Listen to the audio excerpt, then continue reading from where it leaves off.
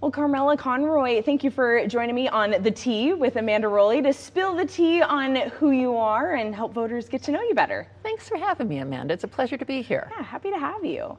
So before we begin, we know that you are running for Washington State's 5th Congressional District. Yes. We're going to get to this tough stuff first. You got to tell me, what kind of tea are you deciding to drink today? Well, Amanda, it's fall, and it's been feeling like fall, one of my favorite seasons here. And so I've got the orange cinnamon spice tea. Great. Can't get it. Yeah, it's a great fall flavor, isn't it? Yeah, absolutely. Well, great. So as I mentioned, you're running for Washington's 5th Congressional District. Why did you decide to run for this race?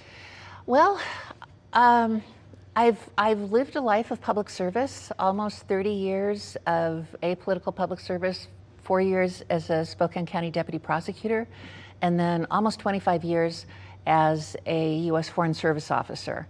But this has always been home, and when I retired from federal service and got to move home and get involved with the community, it just seemed like when that position came open and we needed a Democrat to run for that seat, I decided to run as a Democrat.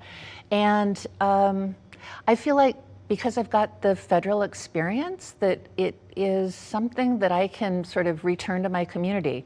I had the support from my family and friends while I was living overseas, supporting U.S. interests, and now I feel like I can turn around and pay that back. You want to and give back make that to your experience work for us. Yeah, give back to your home district here. Exactly. Yeah.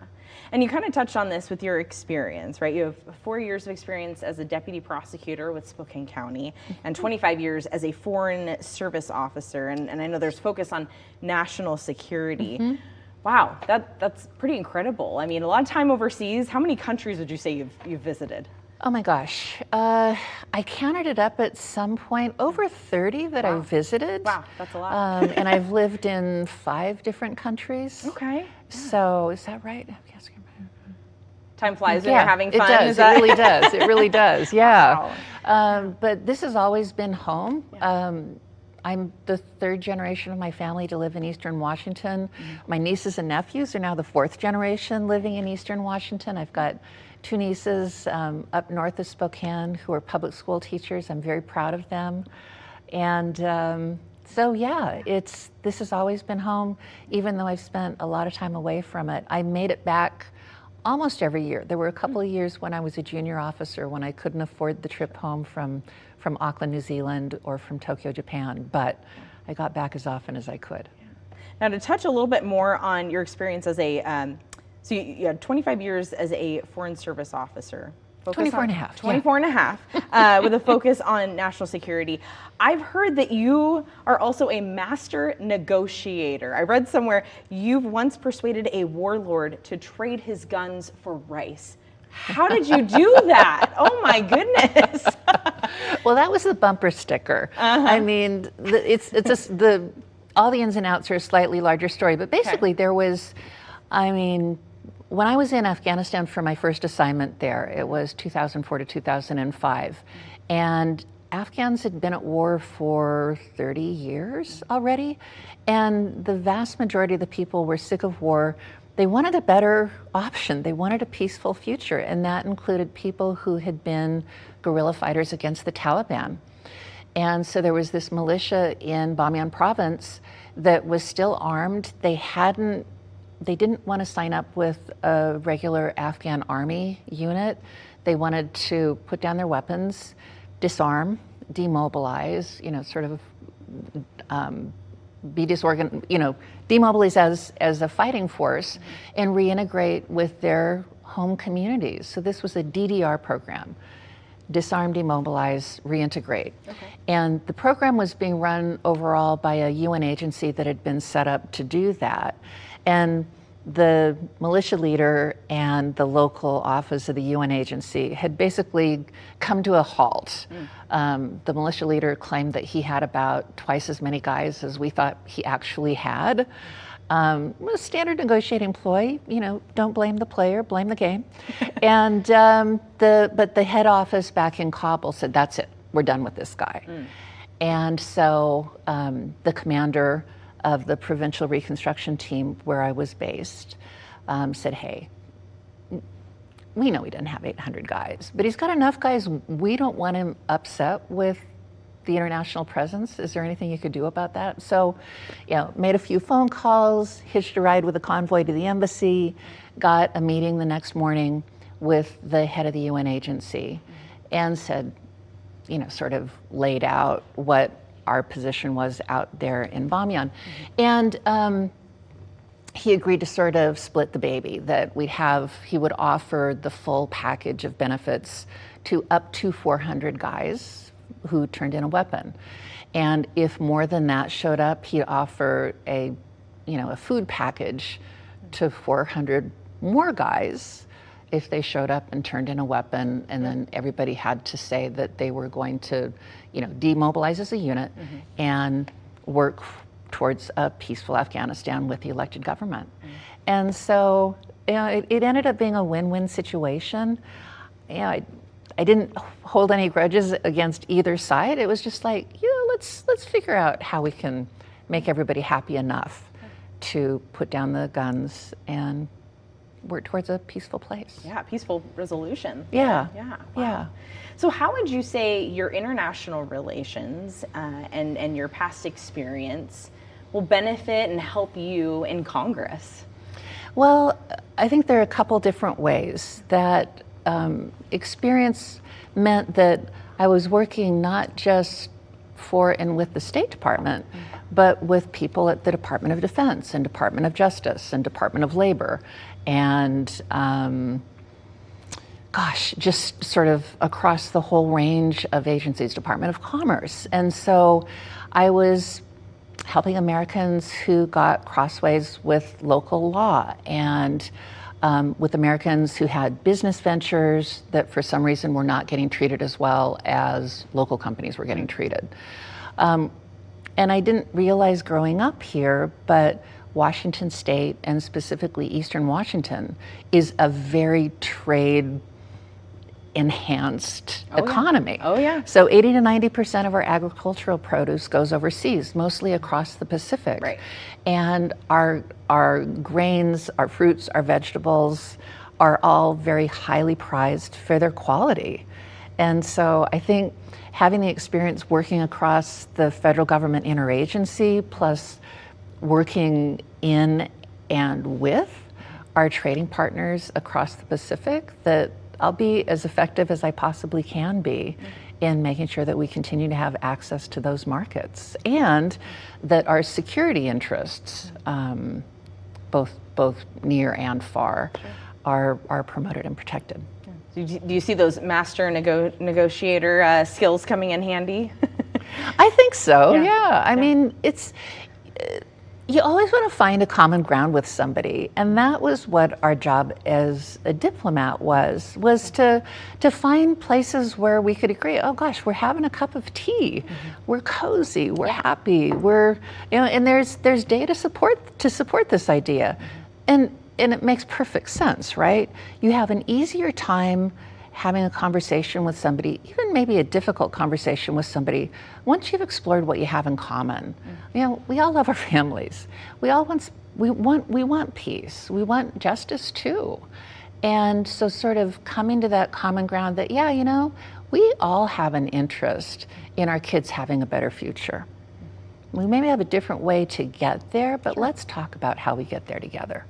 Well, let's talk about that. Okay. Yeah. So looking at the 5th Congressional District, what is the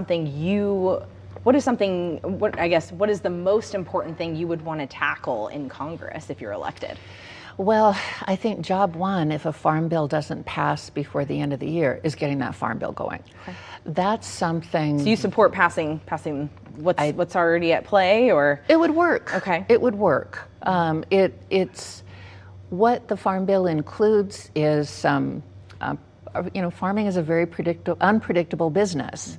And so what you can provide is some regulatory predictability and let farmers know what sort of crop insurances they're going to be, under what circumstances, at what cost, how are we going to support our farmers. And it also lets every family in America that's struggling with affordability know what sort of food support is going to be available. And, for even enlisted families at Fairchild Air Force Base, for some of those folks to need food support, I think it's terrible that they're not getting paid enough that they can't get by on their income. But if that's the case, then we definitely need to make sure that food welfare is available, food stamps, women, infant, children. And I think the Farm Bill is what ties all Americans together, whether they're urban folks or rural folks. We all have an interest. We all agree that no family should go to bed hungry. Every family in America should be able to break bread together at their own kitchen or dining room table. And that's the sort of thing that, regardless of party, we ought to be able to agree that needs to be passed. And you think the Farm Bill will address that, putting food on all tables? Well, it does. I mean, for 50, 60, 70 years, that's been the deal that the Farm Bill offers, is every 5 years we get together and we agree that we're going to support the people who produce America's bounty, and we're going to make sure that every American family has access to that bounty, regardless of income. And let's see, so it's been 2 decades since the last Democrat held Washington's 5th Congressional, Tom Foley. So how do you plan to secure votes in historically Republican congressional district? Well, so it's not an historically Republican district. We switch every 30 years, and it was actually 1994 when Tom Foley lost his seat. And I think I'm sorry that the district lost him. My personal gain from that is he was the U.S. ambassador to Japan when I got my second assignment in the Foreign Service to Embassy Tokyo. Wow. So I'd already worked for Japanese organizations. I already spoke reasonably good Japanese when I got to Embassy Tokyo. And then having 2 years working, with Tom Foley as my mentor was just sort of unimaginable. Having grown up with him as our congressional representative. So as I've been talking to folks across the district in rural areas as well as in urban areas, there's a great nostalgia, even for people who maybe are too young to remember specifically any particular congressional action that Tom Foley was involved in. They remember that he comes from a time when people worked across the aisle to find common sense solutions to problems. And when you suggest that's not happening today. Well, it's not happening today. The fact that the Republican-led House of Representatives decided to take a 6-week summer vacation instead of passing the Farm Bill, I don't think that's a good symbol,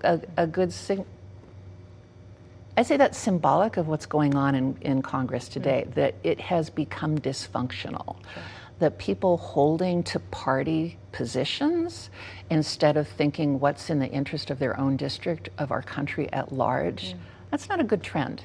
And I'd like to get us back to when we said, you know what, represent your district, absolutely.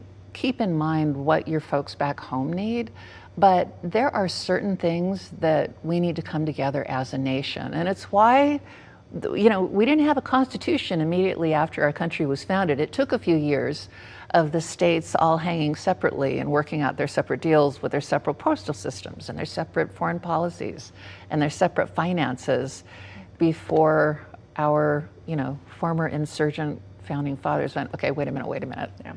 We got to hang together. We're going to hang separately. And that's why we come together, we the people, in order to form a more perfect union, establish justice, ensure domestic tranquility, provide for the common defense, promote the general welfare, and ensure the blessings of liberty, not just for the next quarter, for our bottom line now, but for generations to come, for our posterity. That's what Congress's job is, and that's what I want to get into Congress and do. Yeah. So you're Kathy McMorris Rodgers, Congresswoman Kathy McMorris Rodgers is retiring after 10 terms. I mean, it's the last 10 terms. It's been a solid Republican district. So I guess how will you turn the tide in that direction to Democrat? Well, I'm hearing that people want to change. And I think it's certainly true that we seem to switch parties about every 30 years. Most people aren't deeply involved in politics. They just want the government to work and do its job. And they treat, this is going to sound weird, but people in our district tend to treat politics like a crock pot. They just want to set it and forget it and trust that once they've made their choice and things are cooking along, they don't have to leave what they're doing to come back and check on it all the time. And so this is an opportunity. It's a once in a generation opportunity for people to go, well, let me take a look. What are the two contenders offering? And who offers us a better deal, and make that choice. So it sounds like you believe maybe you're the answer to the call for change among voters that you're hearing. I think I am, absolutely. I do have an unusual background. It's not first time running for office. First time running for office. When I was growing up as a kid, I had no idea that the Foreign Service existed. If I had any concept of what a diplomat was, I would have thought it was some, hoity-toity rich people going to cocktail receptions, and it didn't have anything to do with me or what I might do to earn a living when I grew up. And I just sort of accidentally became a diplomat, but stumbled into it, I guess. Into it. I think there's something to be said for just keeping your eyes open and seeing what the possibilities are. And it's an amazing, and it's been a gratifying experience to do this. That's great. I want to move on to some hot button issues that are important to voters within the 5th District. Economy is top of mind for voters this election cycle. So I guess it can be pretty complex, but what do you think needs to be done in Congress to address inflation? Yeah, affordability is what I hear about all the time. It's all well and good that the stock market is at record highs, inflation levels have dramatically decreased, we're essentially at full employment, and workers' wages are rising. So that's all good news. But what I'm hearing from people on an individual basis is that they're really concerned because housing seems to keep getting more expensive, and food is expensive, and childcare is out of reach, and people feel like they're really struggling to make ends meet. So I think some of what we can do is make sure that we, for example, restore some tax fairness. I think when working people say that they feel like they're paying too much in taxes, I agree with that. The 2017 tax cuts gave a break sort of to almost all taxpayers, but for those of us who are working for a salary or for wages, those tax cuts disappear next year. But for the extremely wealthy, for very high-income individuals, and for large corporations, those tax cuts continue in perpetuity. So at this point, working people are not only paying taxes to help the most vulnerable among us, and most people say they're willing to do that, we're also subsidizing the super wealthy and the super rich. And we need to roll back so that wealthy people are paying their fair share, because those are who get the most benefit of our legal system, of having a decent infrastructure, which we're investing in and building out more, and also of having an educated workforce. So am I tracking with you? You would support tax cuts then, going forward, or well, no, I'm saying that wealthy people need to be paying more. I want to eliminate the tax cuts for the super rich that were instituted in 2017, and really blew a hole in the budget. We've got to both look at spending as well as revenue. Another revenue source to pay the bills would be to crack down on tax cheats. We know our data shows that every dollar we put into IRS enforcement results in a $12 return from people who should be paying taxes but aren't. Interesting. And for those of us, my taxes come directly out of my pension. They probably come directly out of your paycheck. But for the folks who have to declare themselves, a lot of them are getting away with not paying anything. Sure. So. And I do want to talk about some housing in that regard. So there's a study that found nearly, and feel free to have some tea, I don't want to give you a moment there. There's a study this year that found nearly 1/3 or 31% of Gen Z are still living with their parents because they can't afford to buy or rent their own space. So what steps would you take in Congress to support these young adults who are struggling to leave the nest because of high housing prices? Right, especially here in Eastern Washington. During the pandemic, a lot of folks who were living in extremely high rent areas like the San Francisco Bay Area or around the Seattle area, they moved out here because it was much more affordable. And they could sell very expensive homes on the I-5 corridor or in the Bay Area, and it looked like homes in the Spokane area were an absolute steal. Well, that drove up home prices for everybody. But we were also seeing that there are large corporations that are buying what used to be available to young families as starter homes. And they were price fixing. They were setting above market prices for rentals, and even setting above market prices for buying. And so the anti-monopoly agencies of the federal government have started cracking down on that price gouging. So that'll have some positive impact. I think another thing that we can look at is there's now those, even if they're not price gouging, private equity firms are competing with young families for those starter homes. My parents didn't have to worry about that when they started buying their place in the 60s and 70s. Sure. But in 78, the law changed, the federal law changed, that allowed banks to get in there, repackage those starter homes, not as a starter home, but as part of a real estate investment trust. And to them, it's just a profit-making thing. So we need to do something to provide some support so that either we make part of the market available just to first-time home buyers, or we make some funding available so that they can compete with the private equity that's in there driving up the prices. Will that be an easy obstacle? I don't think it'll be easy. I don't think it'll be easy, but it's definitely worth talking about. We can't, thinking back to the Great Recession of 2008, 2009, and what the federal government did then to make sure that the banking system didn't fall over. And that probably saved us from a depression.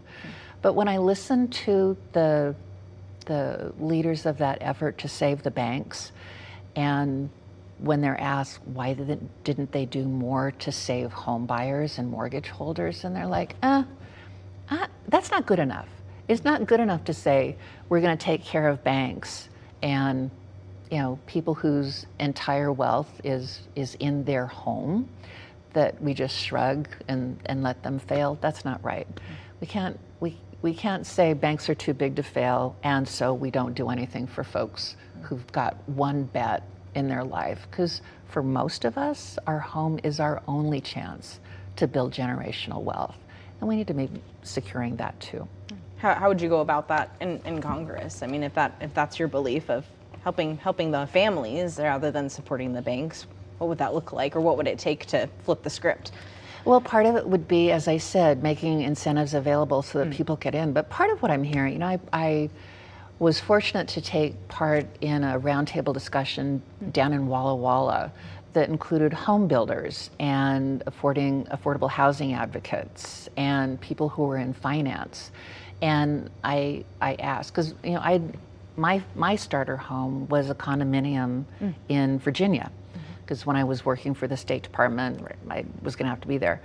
And I just wasn't, I was seeing in the news, I was seeing reports that for some reason condos were more difficult to get into in Washington State. And so I just asked, why don't we have more condos? And the answer around the table was that both for builders and for buyers, they couldn't get the same good financing for condos that they could for single family homes. And so the bankers at the table went, well, maybe we should look at that.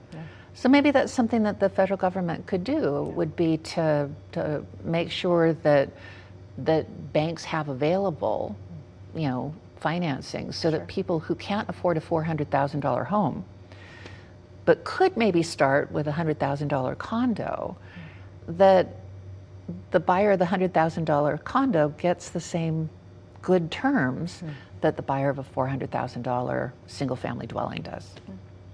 Thank you. Moving on to immigration, I guess, tell me, spill the tea, where do you stand on immigration policy? I am a big supporter of national security, and that ensures making that our borders are safe. So my first assignment with the Foreign Service was running the non-immigrant visa section at our Consulate General in Auckland, New Zealand. Okay. And fewer than half of our applicants for visas to visit the United States were Kiwis. They were mostly people from China or Russia or South Korea or someplace in the South Pacific who came to the consulate in Auckland to apply for a visa to go to the United States. Either because they lived in New Zealand or they were visiting New Zealand and they perceived that we were an easier post to issue a visa because our issuance rates were much higher than, say, our embassy in Seoul or our embassy in Beijing. What they didn't know was that the reason that it was easier is because people who lived in New Zealand almost always returned to New Zealand after visiting the United States. And that wasn't necessarily true for people living in Beijing or Seoul. So my federal career started being sort of that extreme outer perimeter of border security that you couldn't even get on a plane to apply to get into the United States unless you could convince me that you were going to return home again and that your intentions for visiting the United States were positive and you didn't have a criminal background and you weren't involved in organized crime or terrorism or genocide or a number of things that we screen for before we issue a visa. And so that's been foundational to my career. So I was very disappointed to see that the bipartisan bill that apparently was primarily drafted by a conservative Republican senator from Oklahoma didn't make it to the White House for signature. Initially, there were mostly Republican folks in the House and in the Senate who said that they wouldn't work on a budget unless there was a border security law that the White House would sign. But when it was on the verge of being presented, the then presumptive Republican presidential nominee said, nope, don't do it. Don't present it. We don't want to win on that. And I think that was really a sad statement of people's willingness, some people's willingness to put party over country. Our country needs secure borders. Our country would have had secure borders had that bill been, presented, passed in the House, passed in the Senate, presented to the White House. We don't have that. So I think border security is extremely important, and immigration reform so that the folks who are living in our country, working in our communities, going to school, taking care of our kids, harvesting our crops, building houses. A lot of those folks don't have documentation that matches what they're doing here. And so getting our systems in place so that we can provide some predictability and stability going forward is another thing that our immigration reform ought to do. On the note of immigration reform, you were recently quoted saying it is completely erroneous to argue that immigration reform cannot occur without a secure border. Can you talk more about why do you say that? Well, because it's part and parcel. Part of what the House of Representatives has to do under our Constitution is originate any bills that would provide funding. And so being able to build out the human infrastructure to have enough border agents, to have enough adjudicated, enough judicial officials to listen to those cases and make them, and decide one way or the other whether somebody can come in or come out. That takes money. And so there's the people who are working at the border now are working flat out to do everything they can to secure our border. If they don't get more help from Congress in terms of legal authority as well as the resources to do their jobs better, that isn't going to improve. So that bill is step one to making the border more secure.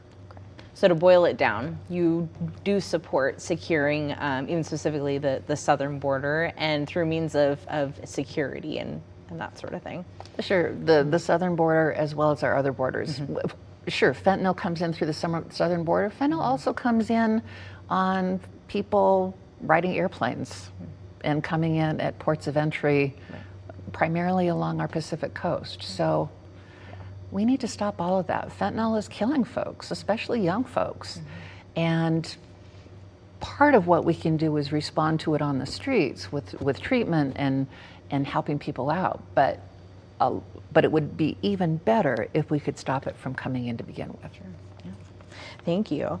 Want to move on to some other topics here. Abortion. Where do you stand on abortion? I believe that should be a nationwide right, as it was up until 2022.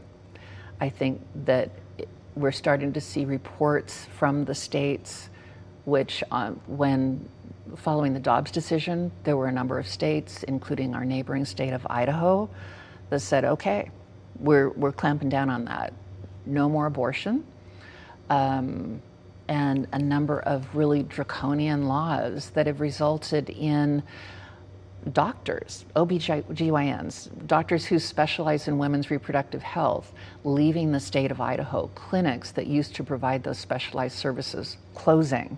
There's now no place in the state of Idaho, north of the city of Coeur d'Alene, where a healthy woman or girl of any age can go in for a check to see if she's still healthy, to find out what's going on, if she experiences some sort of difficulty or unease. And your district, the 5th Congressional District, is unique in the sense that it butts right up against that Idaho border. And it does. We're seeing an increase in appointments at Washington abortion That's clinics. Right. And so, well, and reproductive health clinics. So well woman checkups. Girls who need to go in and get their first pap smear. Women of any age who, if you've got some sort of abdominal pain, part of what you are going to want to have looked at is see whether it has anything to do with our reproductive systems. And they can't get those appointments in Idaho anymore.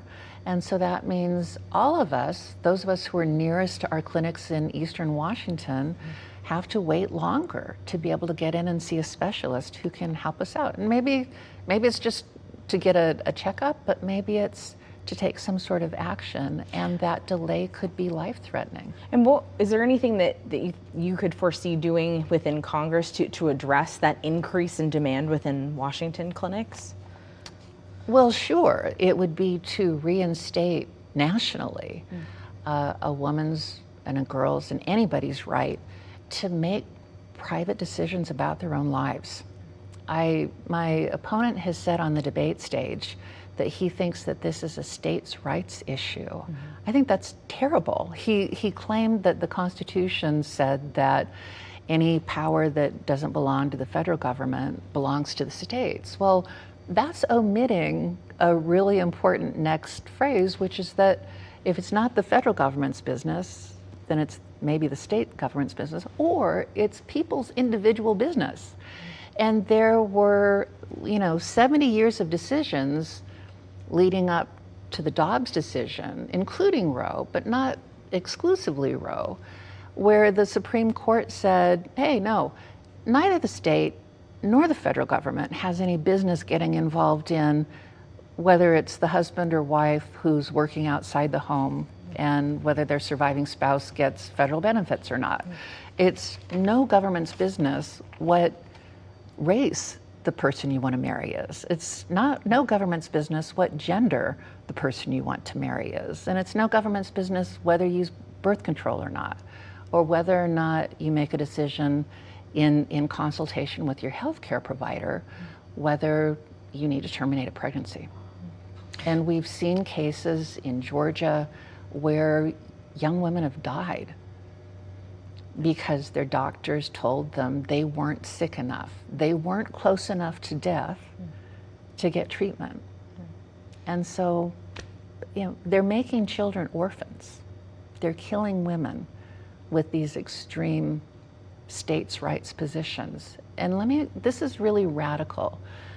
The Dobbs decision was the first time in American history for the Supreme Court to revoke an individual liberty that had been granted by a previous Supreme Court decision. This is extreme. This is radical. So then how do you answer, would you support a nationwide abortion ban? Pretty self-explanatory, but where do you stand on that? Absolutely not. Yeah. I think that it would kill more women and girls. Mm-hmm. It would absolutely kill more women and girls. We've seen that already in the 2 years since the Dobbs decision. But if you ever go back and read Roe versus Wade, that court decision, it wasn't a perfect court decision, but it was a deliberate decision. And it went through decades of law and how the court and medicine and real life experience that states getting involved with those intimate personal decisions were resulting in the death and disability of women and girls all across the country. And that the states really had it sounds crazy to even have to say it, that the states did not have a greater interest in what was going on inside a woman's body than the woman herself. And you brought up your opponent's stance on this. I wonder, so it sounds to me that you don't agree it should be left up to the states to decide what happens there. Absolutely not. Yeah. Okay. Absolutely not. It's killing us. Thank you. I want to move on to a few more other things here. So Congress passed a funding bill that avoided a government shutdown in September, and it looks like that measure will fund government through current levels through December. So given how divided both chambers in Congress can be and are, how would you work to support, how would you work to gain support from both parties to pass a budget and avoid a government shutdown? Right. Well, I'll work with anybody who wants to find a solution. I know from my experience in government that a continuing resolution, like was passed, that funds us through the end of the year, even though the headline says that fully funds government through the end of the year, what it actually does is, well, not fully, but just keeps operations moving along. It keeps things ticking along. But what it means in practice is that instead of people being able to go ahead and do their job with 100% of their time, they have to be looking at the possibility that in 4 months, 3 months, 2 months, 1 month, they're going to have to shut down. And they've got to decide who on their staff is going to continue to get paid and who's going to get sent home without pay. Prioritize, yeah. Right. They're going to have to decide what portion of their job they can continue to do and what portion they're going to have to be prepared to shut down. And that is a tremendous waste of taxpayers' money. It means that instead of 100% of our taxes going to doing the job that we hired these people to do, only about 75% of it is going to that. And the other 25% is worrying about what happens if the government shuts down. So what steps would you take in Congress to try and prevent that? Well, getting in there and finding the people, pulling together the bipartisan support to overrule the extremists, regardless of what party the extremists are in, find the support to make it pass. But with the very narrow majority in the House, the majority party has not been able to pull itself together to pass anything unilaterally. And when they have been able to pass laws, it's been because the minority in the House has been willing to sign on and get things through. So signing on and getting common sense solutions to our shared challenges is what everybody in Congress ought to be doing. That's what I'll do. Thank you, Carmela.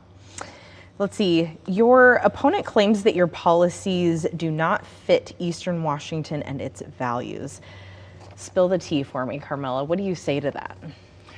I gotta wonder who he's talking to. Because what I'm hearing is that people really do want our freedoms to be protected. We are independent Westerners. We don't want the government up in our business. Right. So I think we're all about our freedoms. It is who we are out here. Well, and I find it striking that he says that because both candidates in this congressional district, born and raised here in Eastern Washington, right? So it strikes me as odd, and I guess does it shock you that that's a sentiment your opponent's saying? Well, I think he relied on political consultants to make up those ads for him. He didn't make that himself. Somebody told him that was the way to do it, is to make me look weird. Well, tell voters, how do your values meet the needs within Eastern Washington? Well, so my three big focuses are on our freedoms, restoring our freedoms and making sure that we protect them. And I think those are common values across the district. That's what I'm hearing. I have to ask, does that include gun rights? I mean, we have a pretty conservative district. It is a conservative district, and or specifically pro Second Amendment. Right. So, I was so. a deputy prosecutor for 4 years. I know bad stuff happens in this district. And even in Spokane County, which is our most populous county in the district, if you're out in a rural area and you hear something go bump in the night out in your garage, the nearest sheriff's deputy might be a 2 or 3 hour drive away. Sure. Yeah. So it completely makes sense that people here want to maintain guns to defend themselves and their property. Totally makes sense. Totally get that. My dad used to be a hunter, and he taught us kids how to safely handle weapons. And he talked about how good it felt, and he grew up in a very poor family. And he talked about how good it felt to him to be able to go out and hunt and put a little extra food on the table for his family. And growing up out in the Spokane Valley, deer season just started this last weekend. And I can remember in junior high school, there'd be a bunch of boys who'd be gone for the first week of deer season or elk season for the same reason, either because they were hunting for sport, or it was a family tradition, or because they wanted to put a little more food on the table. And we absolutely need to do that. But at this point, Amanda, there's some bad statistics about our district, and that includes that white men are more successfully killing themselves than in many other parts of the country and even other parts of Washington state. How do we know that? That's what our suicide statistics show. Oh, are you citing something specific, or? I don't have that right in front of me. I can get that to you later, but there's data available. So what's your takeaway from that? Well, the red flag laws are really important. We have one here in Washington state. It allows people who have weapons in their own home that they or their family members can alert local authorities that they're concerned about their mental health and wellness, and the possibility that retaining weapons in the home might result in a tragedy. And so people can temporarily leave those weapons with local law enforcement. And so that, to allow people that sort of cooling off period, I think that should be available to folks no matter where they live. And so that would be one common sense gun safety step that we could take. Another one would be to close loopholes in the federal violent offender registration. We don't want people who've been convicted of killing and harming other human beings to still have access to guns. but there are lots of loopholes where they can legally get access to guns. And what kind of loopholes? I don't think any come to mind. Well, what so loopholes do you mean? there are gun show loopholes. If at a gun show there are people who are not in the profession of selling weapons, are there at a gun show sort of as a hobby selling weapons, they don't have to do a check.